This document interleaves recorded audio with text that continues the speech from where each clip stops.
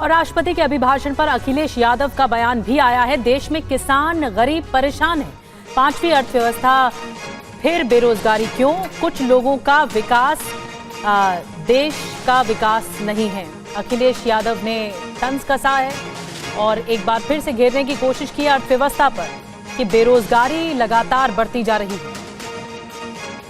सरकार का भाषण था और जब सरकार ये दावा करती है कि दुनिया की 5वीं अर्थव्यवस्था और तीसरे नंबर की अर्थव्यवस्था बन जाएगी, तो किसान क्यों दुखी है, किसान क्यों संकट में है?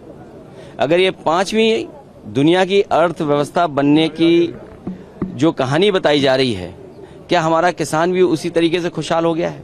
और फिर अगर 5वें नंबर की हमारी अर्थव्यवस्था है तो इतने बड़े पैमाने पर नौजवान बेरोजगार क्यों हैं, नौकरी क्यों नहीं उनके हाथ में? और फिर अग्निवीर जैसी व्यवस्था आधी अधूरी क्यों लागू करनी पड़ रही है? महंगाई क्यों है इतनी?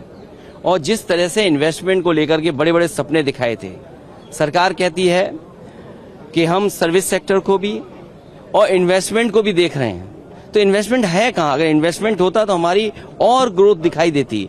कुछ लोगों की ग्रोथ से देश की ग्रोथ नहीं हो सकती है, कुछ लोगों की ग्रोथ से तो हमारा नंबर अच्छा हो सकता है, हम 5वें नंबर की व्यवस्था बन सकते हैं। लेकिन हमारे देश का किसान, गरीब और जो अभी तक 10 साल में सबसे ज्यादा उत्पीड़ित हुआ है, उसके लिए क्या है सरकार का? समाजवादी पार्टी के सांसद आर.के. चौधरी की मांग है, नए संसद भवन से सेंगोल हटाने की मांग रखी गई है। सेंगोल राजदंड है, यानी कि राजा का दंड। राजशाही खत्म करके देश आजाद हुआ। देश संविधान से चलेगा या फिर राजा के दंड से, यह भी पूछा है।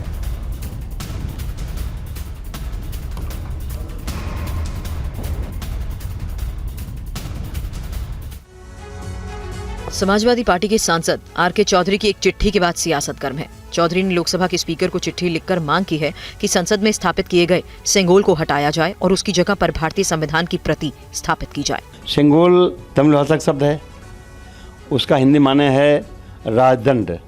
राजदंड का और हिंदी माने है राजा की छड़ी। राजा की छड़ी और माने है राजा डंडा। कभी राजा जब अपने दरबार में बैठता था तो फैसला करता था, एक डंडा पीटता था। तो अब देश संविधान से चलेगा, न कि राजा का डंडा चलेगा। तो इसलिए हमारी मांग है कि अगर लोकतंत्र बचाना है तो संसद भवन से सेंगोल को हटाना है। बीजेपी ने कहा कि एसपी सांसद का ये बयान उनकी पार्टी की मानसिकता दिखाता है। ये वही मानसिकता है जिसने सेंगोल को कई वर्षों तक वॉकिंग स्टिक बनाकर रख दिया था। आज जब उसे सही सम्मान और स्थान मिला है तो समाजवादी पार्टी जो रामचरितमानस का भी विरोध करती है, उसके ऊपर भी अपमानजनक टिप्पणियां करती है, आज वो सेंगोल पर भी अपमानजनक टिप्पणियां कर रही है। केंद्रीय मंत्री चिराग पासवान ने कहा है कि प्रतीकों पर सियासत ठीक नहीं है। जनता ने काम करने का मौका दिया है, काम करना चाहिए।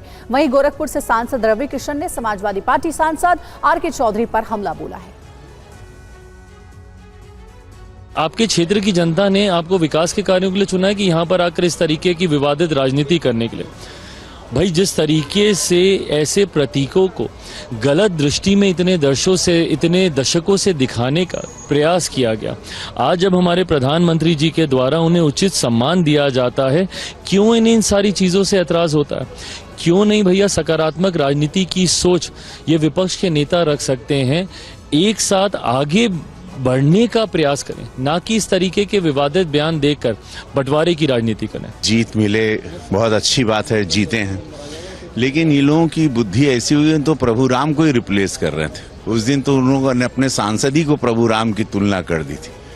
तो ये इससे कहते हैं कि पूरी मति भ्रष्ट हो गई है और ये अपने पतन की ओर शुरू, बोलते ना, शुरू नहीं हुए कि खत्म होने की तैयारी हो गई।